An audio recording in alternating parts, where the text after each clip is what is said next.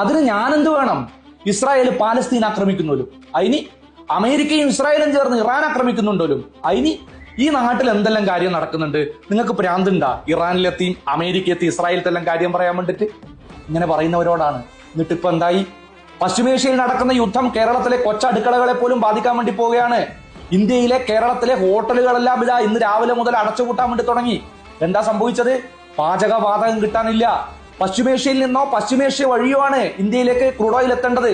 അതിൽ നിന്നാ പാചകവാതകം വേർതിരിച്ചെടുക്കേണ്ടത്.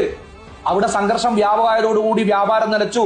ഇന്ത്യയിലേക്ക് ഉൾപ്പെടെ പാചകവാതകം വരാതായി. ഇത് ഏതൊക്കെ മേഖലയാണ് ബാധിക്കാൻ വേണ്ടി പോകുന്നത്? ഇന്ത്യൻ റെയിൽവേയുടെ കാറ്ററിംഗ് മേഖലയെ ഇത് ബാധിക്കുന്നതോടുകൂടി ദീർഘദൂര യാത്രക്കാർ എങ്ങനെ ഭക്ഷണം കഴിക്കും? അവർ വലയാൻ വേണ്ടി പോവുകയാണ്. ഇന്ത്യയുടെ പെട്രോളിയം മന്ത്രി തന്നെ പറഞ്ഞു കഴിഞ്ഞു, വരും ദിവസങ്ങളിൽ 30% പാചകവാതക വിതരണത്തിൽ കുറവുണ്ടാകാൻ വേണ്ടി പോവുകയാണ് എന്ന്. ഇങ്ങനെയുള്ള സംഭവങ്ങൾ ഉണ്ടാകുമ്പോഴെങ്കിലും നമ്മൾ ചിന്തിക്കണം. കേവലം രാജ്യാതിർത്തിക്കകത്ത് കറങ്ങിക്കൊണ്ടല്ല നമ്മൾ കാര്യങ്ങളെ നോക്കിക്കാണേണ്ടത്. ലോകത്ത് നടക്കുന്ന എല്ലാ പ്രശ്നങ്ങളും നമ്മുടെ ജീവിതത്തെ നേരിട്ടോ അല്ലാതെയോ ബാധിക്കുന്നുണ്ട്. ഒരു യുദ്ധം ഉണ്ടായാൽ, ഒരു ക്ഷാമം ഉണ്ടായാൽ, ഒരു രോഗം ഉണ്ടായാൽ, ഒരു ഭരണമാറ്റം ഉണ്ടായാൽ പോലും നമ്മുടെ ജീവിതത്തെ അത് ബാധിക്കും.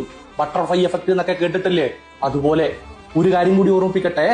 വീട്ടിൽ ഗ്യാസ് അടുപ്പ് മാത്രമുള്ളവരോടാണ്, വേഗം പോയിട്ട് 3 കല്ലെടുത്ത് കൂട്ടി വെച്ചോ, വിറകും പറക്കി വെച്ചോ.